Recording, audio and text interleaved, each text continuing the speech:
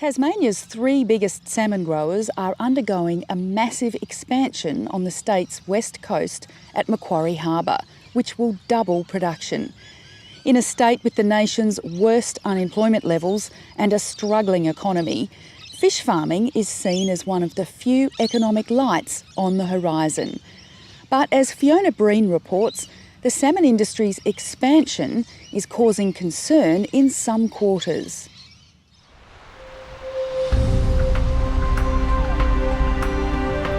It's edged by giant World Heritage listed forests and fed by rivers renowned for their almost prehistoric beauty. But Macquarie Harbour is also famous for its cruel history.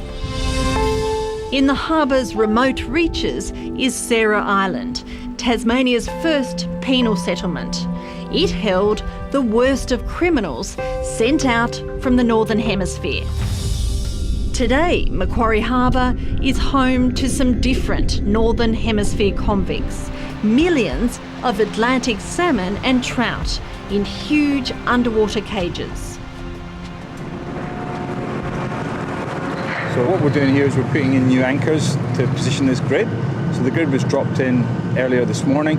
So we're about to see an anchor go over the side to tension off the grid. And that'll provide us with a really stable underwater parking garage that we can then bring our pens in when the fish come in and moor them off there safely. Tasmania's three big fish farmers are almost doubling their operations on Macquarie Harbour. Tassal, Huon Aquaculture and Petuna's joint planning application to extend the farms from 560 to 920 hectares has been approved. And they're moving fast to get the pens in. How deep is it here? Here I think we're probably sitting around about 30 plus metres. So it's one of the deeper parts of the harbour. Yep, so there's a fair amount of chain involved just to help stabilise the anchor and give a little bit of tension closer to the seabed, and then that'll become rope as it gets closer to the surface. Huon Aquaculture has imported 50 1.5 tonne fluke anchors from Norway. They burrow into the sediment on the harbour floor, each providing 30 tonnes of tension to the new underwater mooring grid.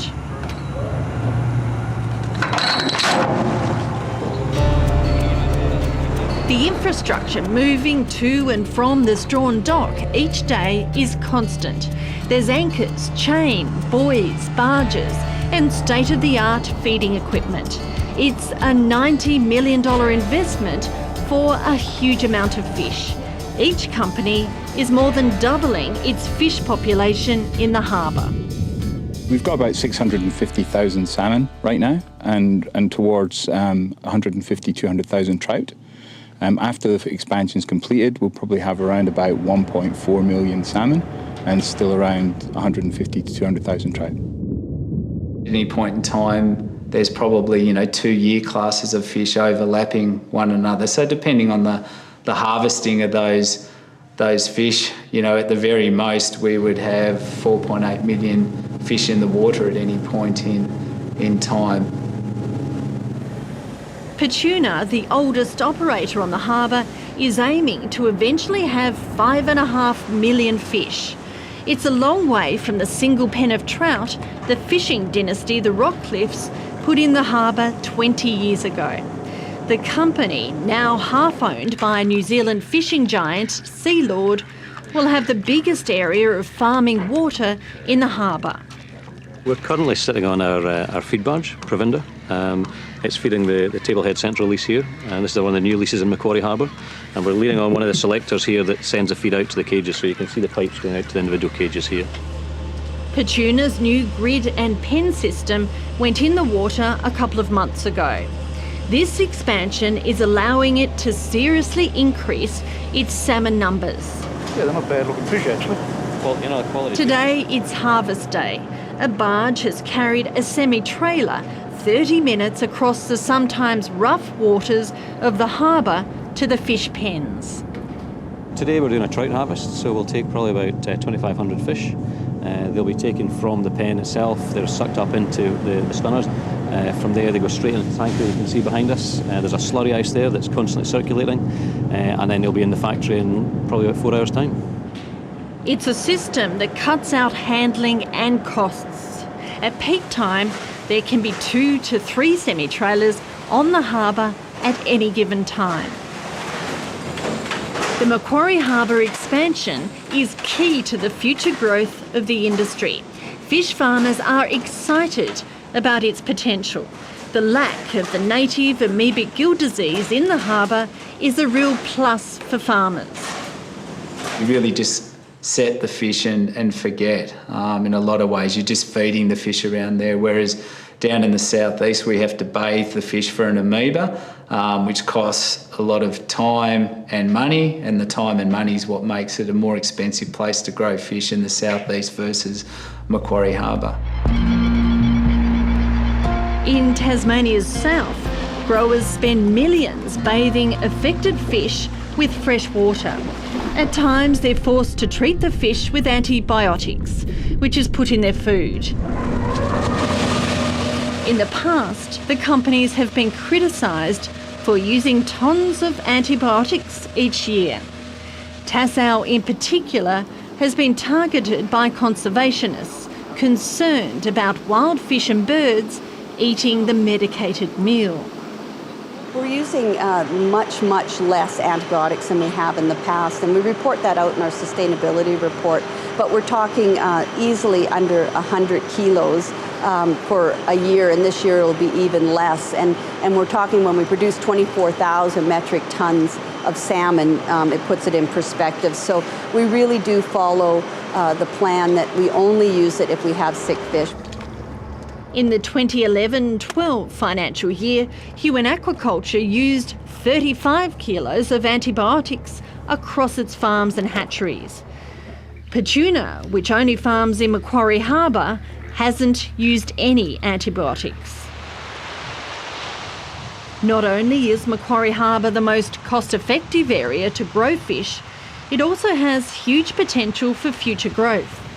The companies are still in the preliminary stages of building their extended farms, but already they've flagged interest in future extensions on the harbour.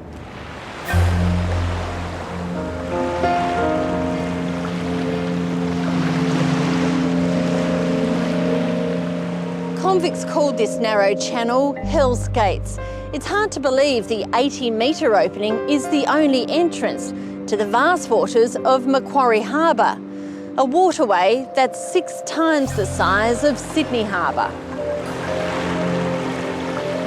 It's the narrow oceanic opening, a unique mix of fresh water from 2 major west coast rivers and low oxygen levels that has conservationists worried about the harbour's water quality and the species living within it, including the rare Maugean skate.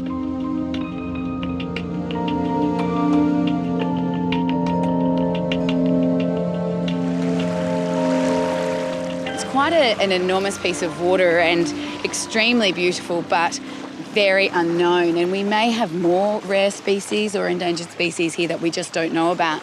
But so the increase in fish farming activity is a really big concern. The body which approved the expansion acknowledged a lack of data and information on issues like nutrient cycling, sediment health and the endangered Maugean skate. One statement that the review panel delivered was, we cannot assess the breadth and depth of the impact of this expansion on Macquarie Harbour's marine life, but then they still approved the expansion. And in my mind, that is in complete contradiction to what that entire process was for. I mean, why do you have a process if you ignore the objectives of the process, which is to assess the impacts and then manage those impacts? All 3 companies argue their environmental impact statement was the most extensive marine farming application conducted anywhere in the world. But conservationists point to problems in the past. Farmers have been asked to move fish pens because of sediment build-up under cages. We've moved pens from the corners of leases into the centre, and again that's to move away from certain areas of natural deposition. So, in the harbour itself, there are large areas where the currents and tides go, and as soon as you get a shallow area going into deeper water, the water slows down very considerably, and then you get sedimentation. So any natural sediments will then start depositing at that point. But you have been asked to move pens? Yes, we have, yeah, and we've done that as well. We would definitely like to get more information, and I think the fact that the companies have been asked to move some of their farms and their pens into the new lease areas is a really big red flag for us. The companies are moving away from their original sites in the sheltered southwest regions of the harbour to more open water. In the sheltered bays, stocking densities are likely to be lower.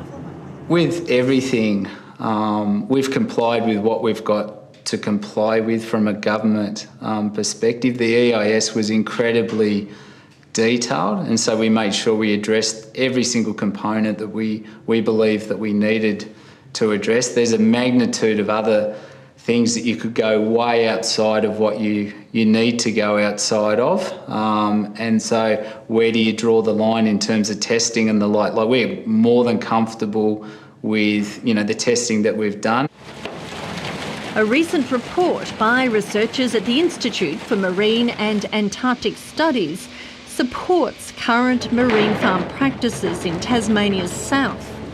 Their report acknowledges a nutrient load coming into the rivers, but found there were no adverse effects, and the level of nutrients released was below the cap set by governments. Certainly in the tourist town of Strahan, the gateway to Macquarie Harbour, locals are happy. If there are any concerns, they're not voicing them publicly. Most are hoping the expansion will bring more jobs and more people into the shrinking local community. We'd love to have more people living in our community because we would attract more government funding for our school, our primary school, for our sporting groups. There's lots of sport on the West Coast in the other towns, but we can't attract the funding because we have a lack of population. If the expansions bring more people into town, well, that's just good for everybody.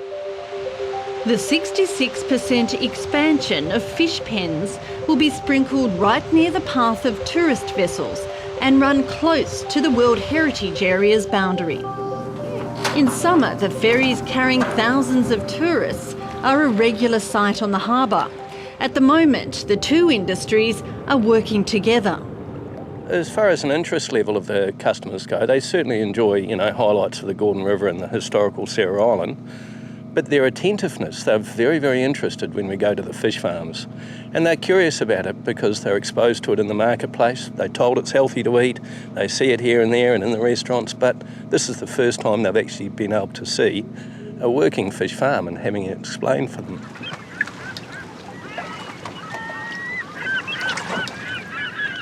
In an industry first, the three aquaculture companies working on Macquarie Harbour will share some facilities here at a new land base a few kilometres west of the township of Strahan, out of sight of the main tourist area.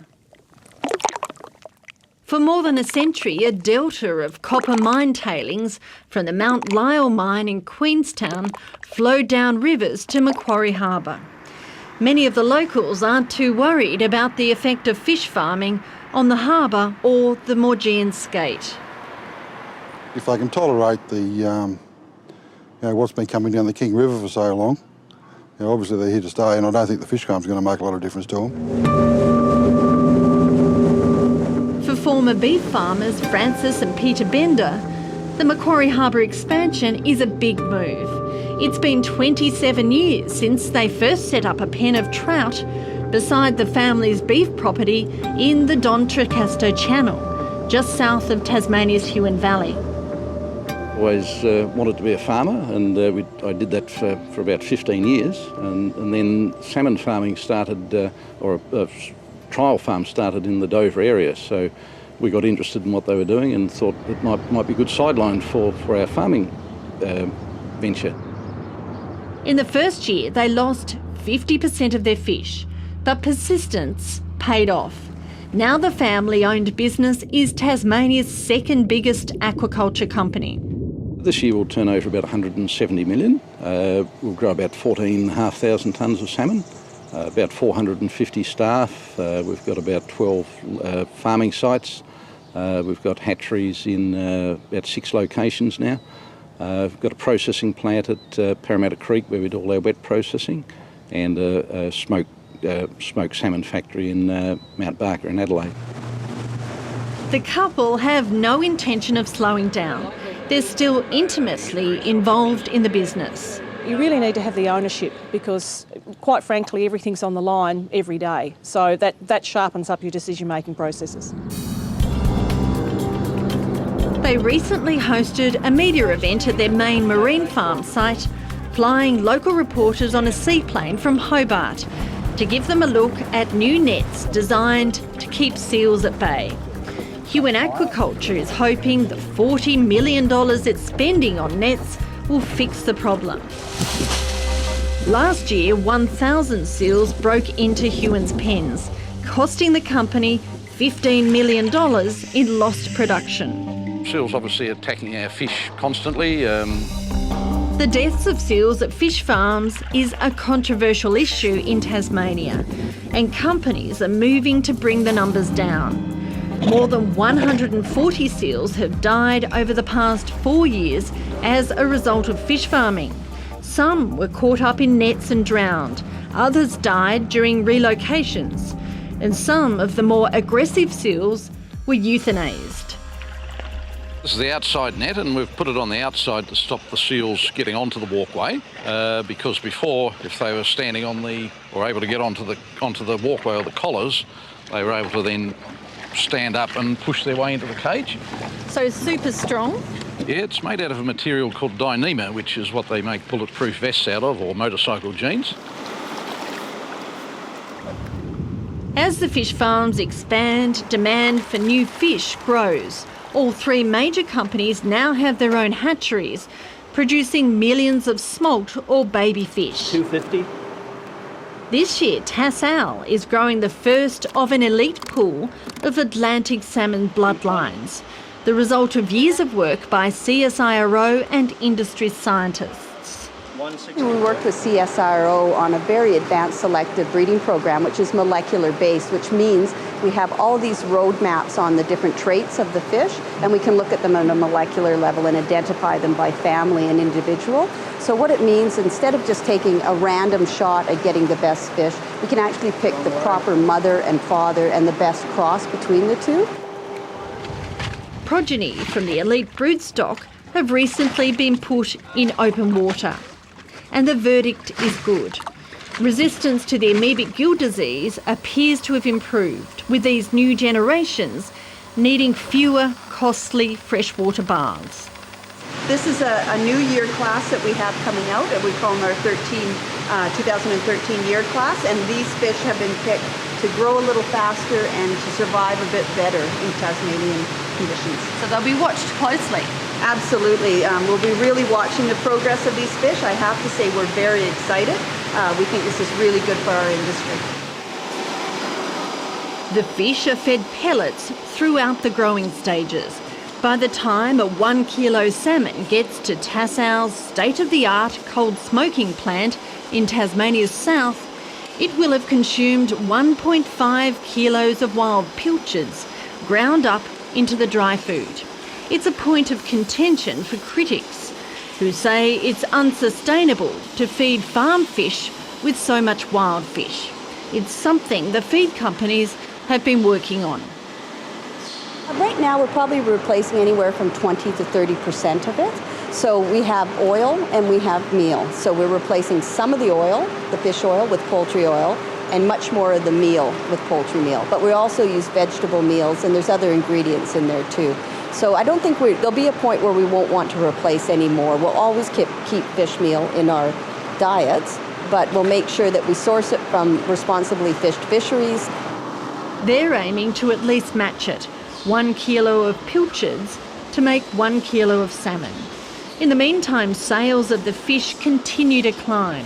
For Australia's smallest state, where unemployment is high and the economy is suffering, it's good news.